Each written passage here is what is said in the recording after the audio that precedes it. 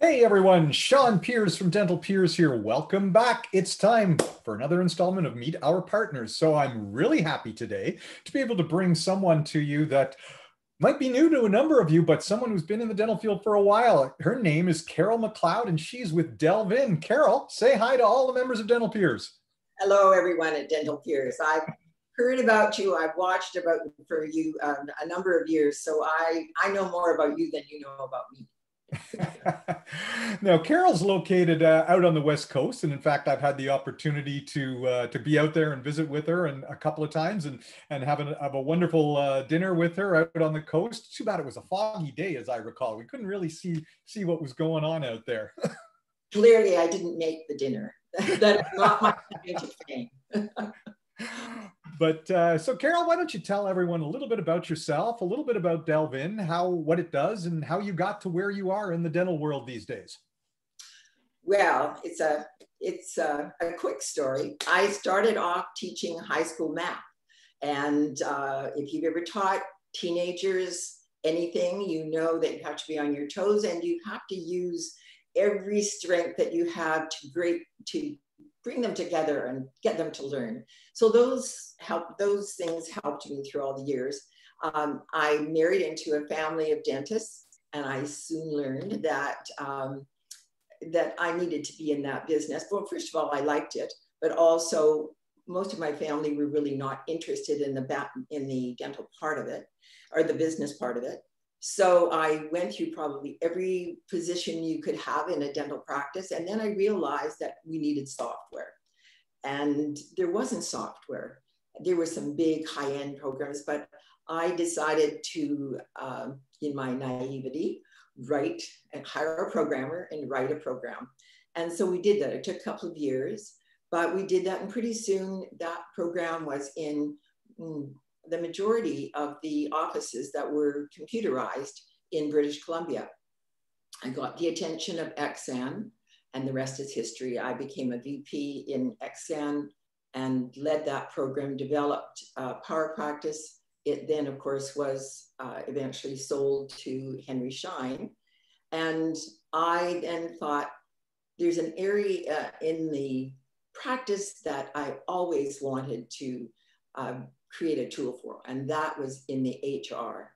I saw a lot of things happening and a lot of time being spent in HR that really wasn't bringing value to the practice and really wasn't helping any of the team.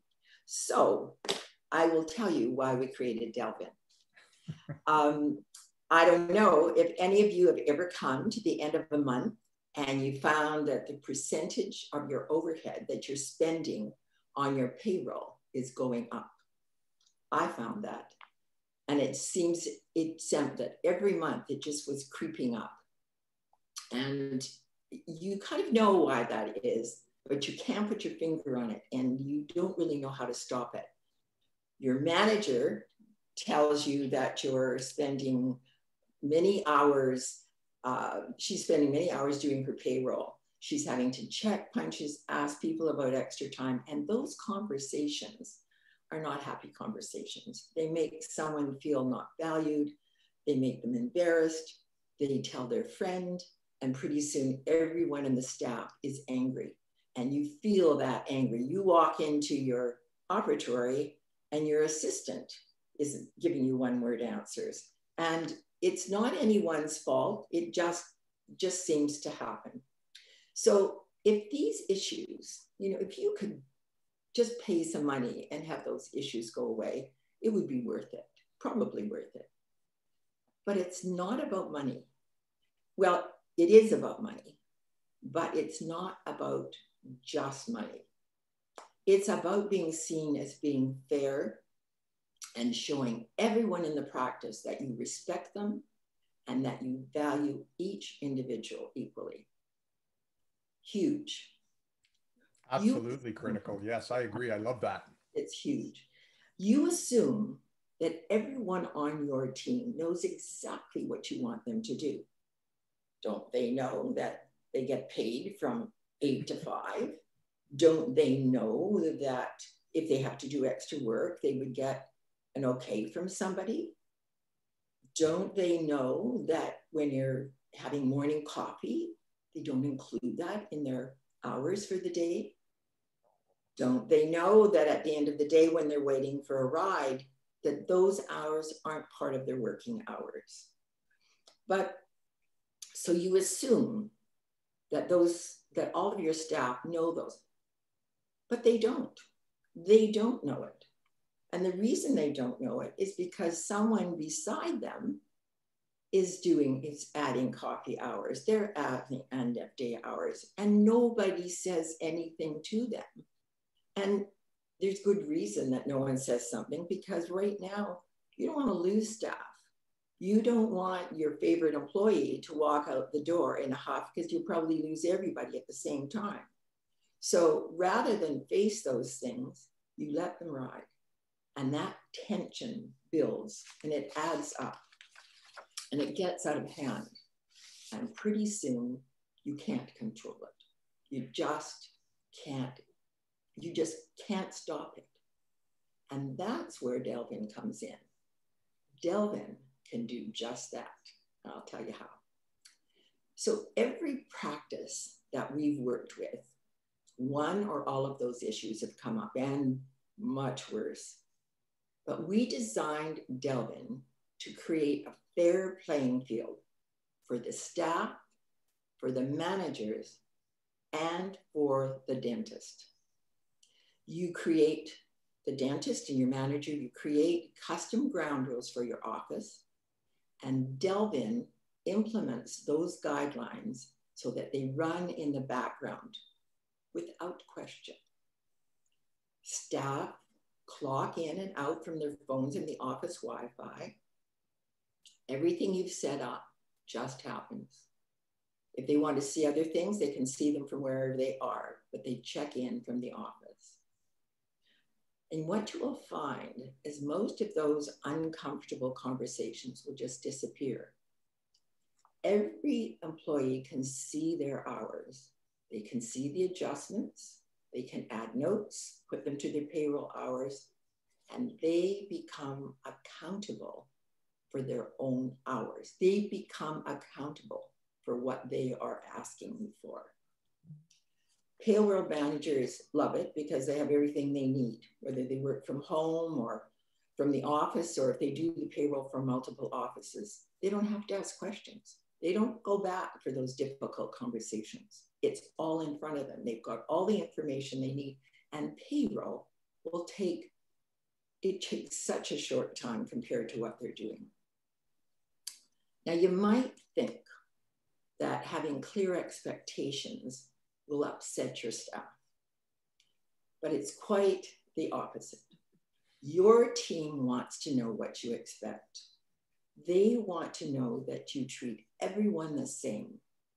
No favorites, no exceptions. By being fair and transparent, you will see that much of the underlying tension will dissipate.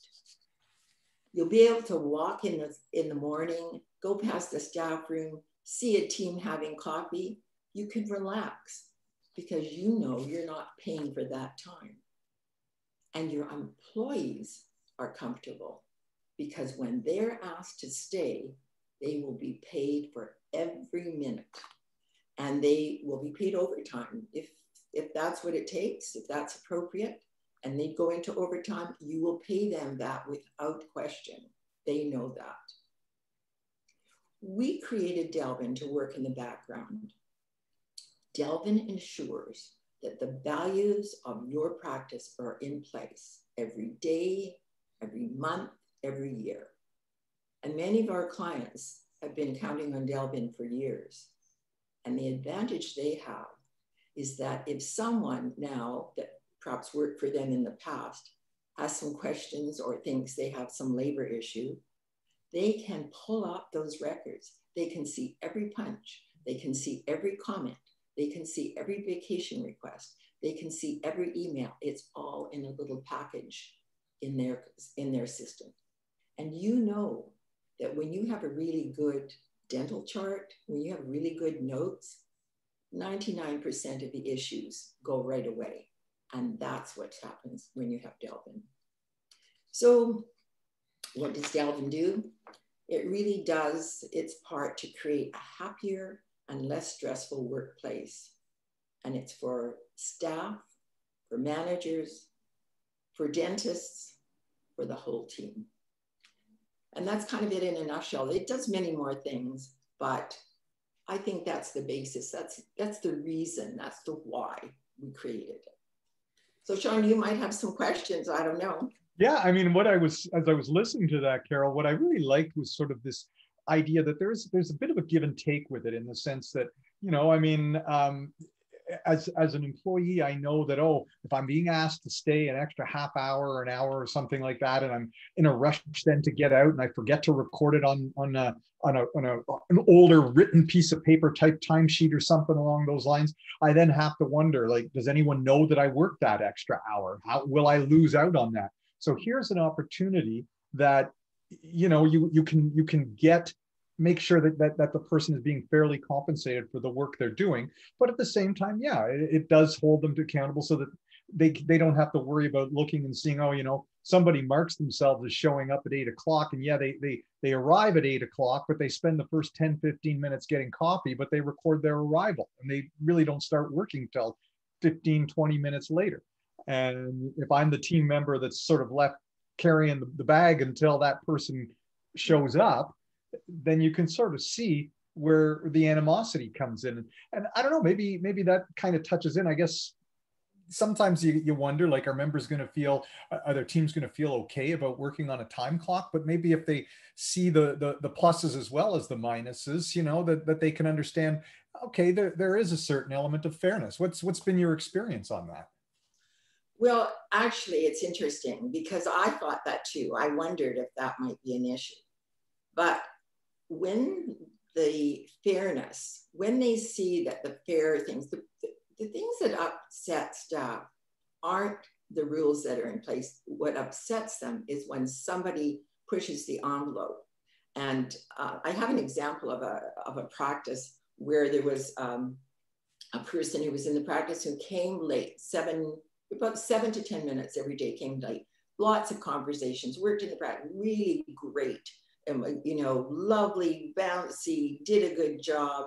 But somebody else always had to seat her patient, and every time, the whole staff seemed to wait for her to come in the morning, and the stomach, and they would be all tense, and they would be like this before and the manager was just wound up. And at the end of the day, she spent 20 minutes, at the end of the day, 20 to 30 minutes writing notes, which should have been written within the time. But at the end of the day, she really didn't have anywhere to go. And so she did that. And it also interfered with the front desk because she asked them questions. Well, what happened is when Delvin was put in, it corrected immediately, because she saw that she didn't get paid for the 7 minutes. And she saw that unless she justified the 20 minutes or 30 minutes at the end of the day, and she couldn't do that. So that half hour, which ended up to be 2.5 hours a week, which ended up to be over $5,000 a year, which over the time she was with the practice was $40,000. That time disappeared, and the whole staff settled. And it was interesting. The person that was working in the next room said to the doctor, "I wondered when you were going to do something about that." It just disappeared. Well, and that kind of touches into something I was thinking about listening to your initial description of Delvin as well. Was you talked about accountability and I was wondering, okay, so how's the accountability work? Well, that example kind of really clarifies a lot in terms of how the accountability does work as a result of Delvin, I think, doesn't it? Yeah, and you see, the thing is, if you're adding hours and somebody has to come and check those hours, it's very different than if you're responsible for putting those hours into the system. So what we found was that those additional hours on either end, people will take them. I mean, if everyone's taking them, it's kind of human nature. Well, they're doing it and I'm doing, well, I guess it's okay because nobody stopped us. But if you come to your payroll and your time adjusts to your 8 o'clock and your 5 o'clock, and you would then have to put in extra time, adding it yourself is makes you accountable, makes you responsible. Not many people, well, I didn't see anybody do that. I haven't seen anyone do that. That's pretty blatant when you do that. And I mean, the reality is like you said, people want to be treated fair. Yeah, maybe our human nature is always a little bit, maybe I'd like it if it was a little bit more fair to me than everybody else. But they understand when they see that, you know what, sometimes I might not like when I come to you and the answer is no because of something. But if I see that that's being applied consistently across the board, I can respect that and I can look upon that owner, that manager, whomever is the one making those decisions and say, you could be tough at times, but I could always count on you to be fair. Yeah. And that's a big thing for people in today's work environment, is feeling that there's fairness. And that they're valued equally. Yes. They're valued equally. The other quick thing I'll mention is that with vacation time, staff can request their vacation from wherever they are. An email goes into the system and the manager, the doctor, looks at that and decides, but they look at their schedule. They're going to see their own staff schedule. So if they look to next August and they see that the other person that does the same job is away, before asking, they look and think, yikes, I can't do that. Well, but I could do this. And so before the questions come to you for time away, they're already vetted and they understand, they take responsibility. Yeah. Excellent. I like that. That. And now, I mean, we are talking about a piece of software, and software always does come with the requirement for a certain degree of training. So teams need to be trained. Has that been a problem? Like, I know, I mean, sometimes there's always that tendency among some people, like, oh, new software, it's something else, it's change. Oh my goodness, I don't want that. What's been the experience in terms of training teams and how they've responded to it, and how long has it taken them to really kind of get it up and running and feel comfortable with the system? Well, I'm used to that because, you know, having done practice management software, I dealt with that. And actually even just teaching those, you know, those teenagers math, that was another part that helped.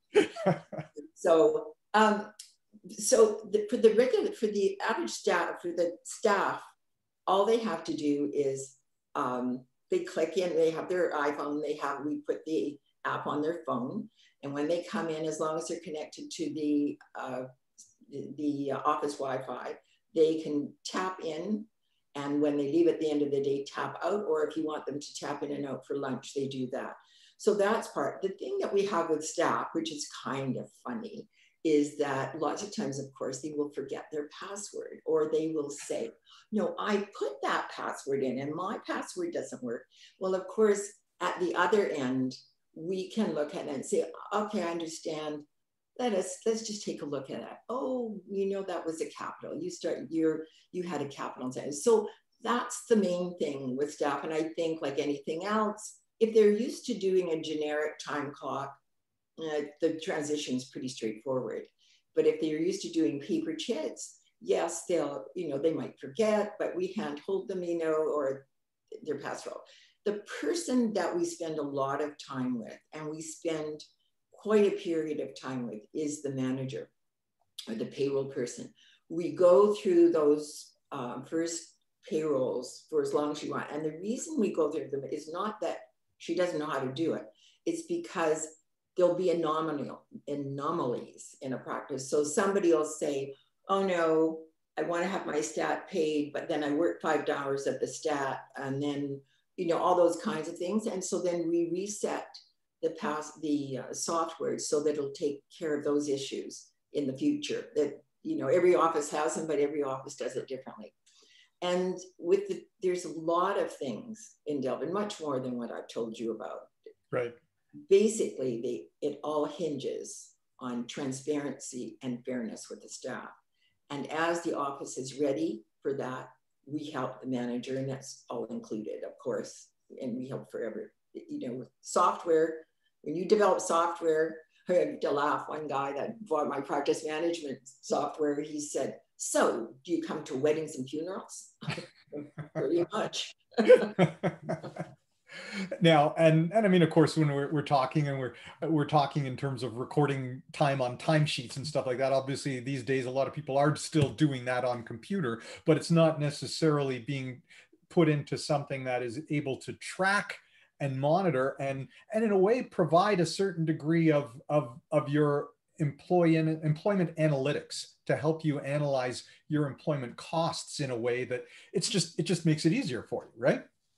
Well, yeah, because it's like anything else. Dentistry actually is a pretty specific business, and trying to put a generic tool into this specific field, it doesn't do the job. It sometimes it's more a problem than just getting paper chips, to be honest. Yeah, it is. Yeah. Of course, because you want it, it's that idea that which gets recorded gets addressed, right? And so when you're able to record these things properly, track them properly, see where you're performing well and where you stand room to improve, this can help you to identify some of those areas on your employment side. Yeah, and that's something that we do too, is if you're working with a dental coach or a consultant or someone, we will work with them to show them where the numbers are. Or if the dentist wants or has time, or if the manager would like to, we can help that manager grow. And there's a lot of areas where you can use the tool as motivation for reviews, for staff reviews, and there's a lot of areas there. It's all about motivation and keeping the practice healthy. There's enough in dentistry that causes issues. You have enough stress dealing with the dentistry and looking after those patients. You don't want to have that enter into the human resources. Once you've got a really good team, then the rest of it you can deal with. Okay. So now where do you find is sort of the sweet spot from your perspective with dental offices? Is it something that Delvin works well with individual single practice? I'm a single dentist, I own just my one practice, or does it work better if I'm owning multiple practices, or maybe it's adaptable and usable in both scenarios? Yeah, no, I would say if your total staff, including yourself or if you have an extra dentist in there, it comes to 10 people in your office, then I think that's the time. If you've got 2 or 3 people, well, there's times when it does. I've used it with 2 or 3 people, but really you should be able to look after that. But an office, a general office that has between 8 and 10 people, it's very useful. If you have multiple practices, the nice thing is we do have multiple practices where we have several dentists, several associates. The staff work for various dentists or some of the associates, and they want to know how much to pay those staff members according to the amount of time they have spent. And we do have all of that. So that takes you into a completely other area. We can, it's quite interesting. We've got it as complex as it could be. We have offices where we've got multiple offices owned by a couple of dentists that then have multiple associates and have a dozen hygienists working. And when they work for one associate, the fee goes to one dentist. They work for another associate, the fee goes to, and we do all of that. So yes, but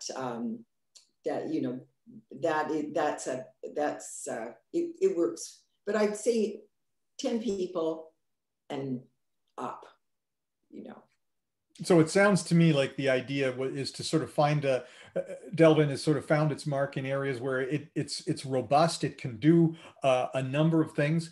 Maybe it's not as robust as what a super large DSO would need if they've got 100 practices or more. Maybe that's a target where a more complex analytic system is ideal for them. But for that smaller dentist, where they might look at some of the analytic software out there and think, that's too much for me. This is that little spot, just right. It's just a little spot. Yeah. So spot that's ignored because if you're developing something, if you develop it for huge corporations or something, obviously it's a different issue. But that wasn't where we saw the need.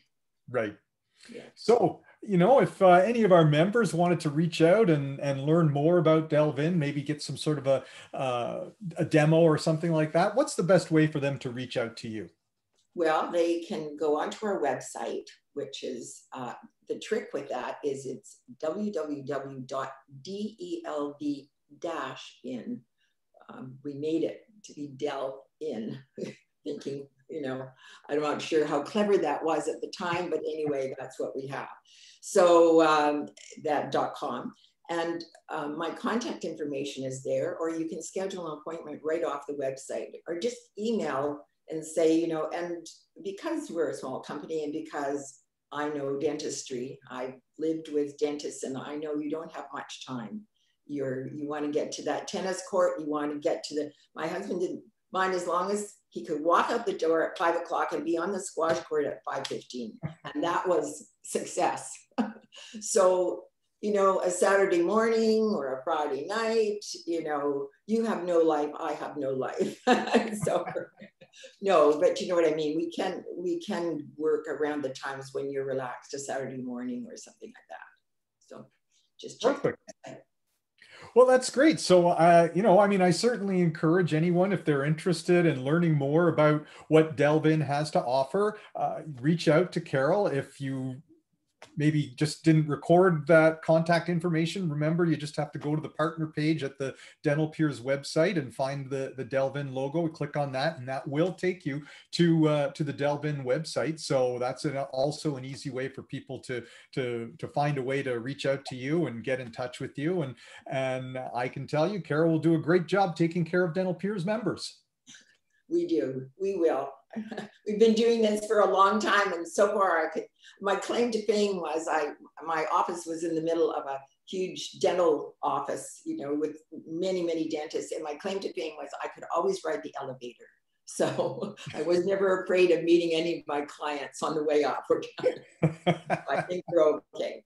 Thanks, Sean, and thank you all. Well, Carole, thank you very much for taking the time to join us today. I know it's where you are. It's just getting around into close to noon, I guess, in beautiful British Columbia. So getting close to lunchtime. We'll let you take that lunch break and get on and enjoy your day. But I do thank you for taking the time to be with us and telling us a little bit about what Delvin has to offer and what it can do for their practices. So I certainly encourage everyone to reach out to Carole and look forward to the next time when I will bring another one of our ever mysterious mystery guests, as I never like to spread the word as who's coming next.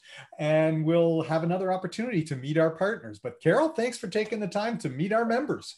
And thanks, everybody. I look forward to meeting you or having a short conversation to see if there's a fit. Thanks. Perfect. Thanks, everyone. And until next time, I hope everyone is doing well, getting ready to enjoy summer. Take care.